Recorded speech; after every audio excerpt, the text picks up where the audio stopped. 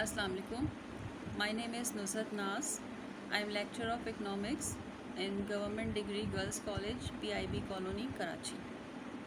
This is the second part of my previous lecture, demand and the law of demand. Before going to start, I am thankful to my principal, Professor Mrs. Rehana Mehman, for encouraging and supporting me to deliver such lecture. So let's start the topic. 3. In economics, demand refers to the amount of a good or service that a consumer is willing and able to purchase. Both things are showing here. A consumer is willing, the willingness of a consumer, and ability of a consumer. Inability to purchase at a particular price and a particular time, right? So two things are showing to be related here with demand and price, and demand and time. The law of demand, now comes to the law of demand. The law of demand states that a decrease in the price of a good will cause the quantity demanded to increase. And on the other side, an increase in the price will decrease the quantity demanded if other variables remain same. There is condition that some factors must remain same if other variables remain same. So a decrease in the price of a good will cause an increase in the quantity demanded, and an increase in the price will decrease the quantity demanded. The law of demand is always related to time because the price changes from time to time.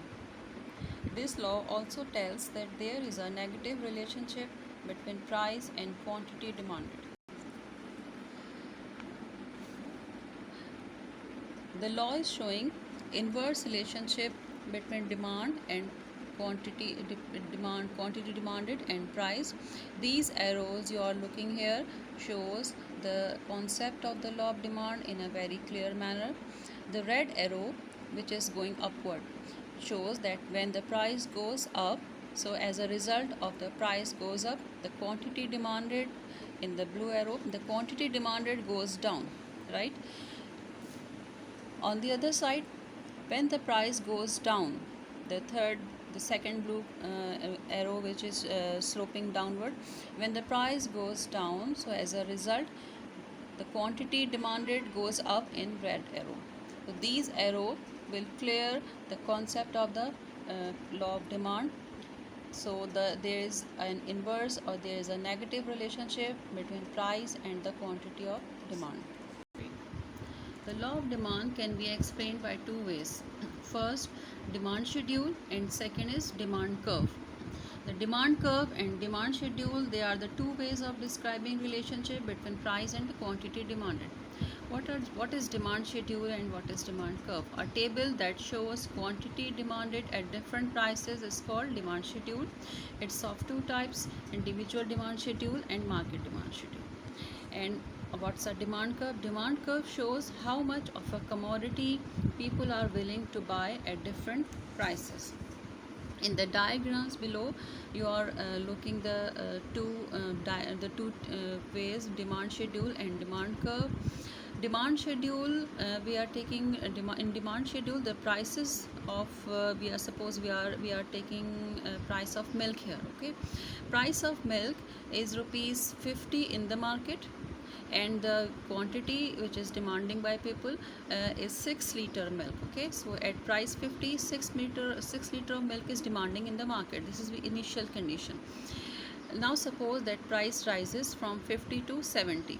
Okay, as a result of the rise in price, the quantity demand will fall from 6 to 4 liters, and then from 6 to 4, and then 2, as a result of a continuous increase of price from 50 to 70, and then 90. Okay, now turn to the demand curve.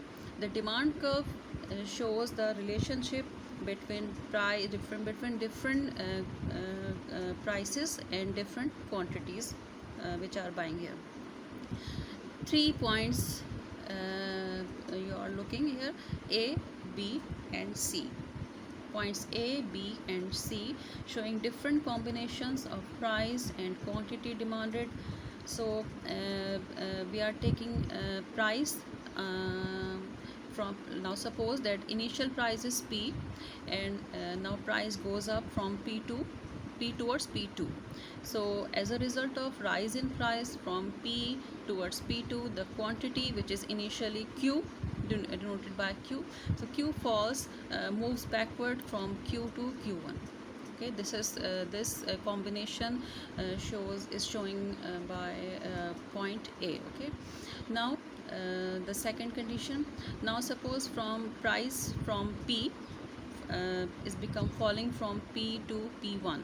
As a result of fall in price, the quantity demand is increasing from Q to Q2, right? So 3 points we are getting here, A, B, C.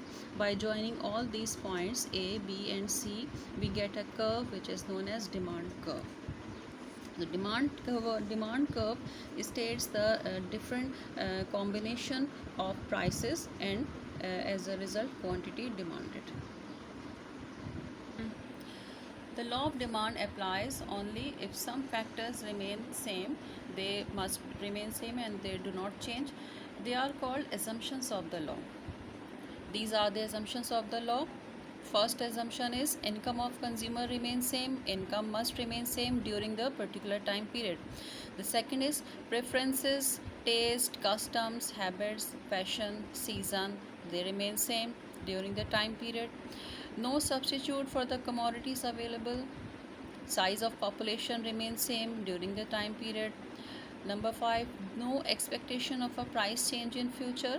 Okay, and number 6, the prices of related goods remain same.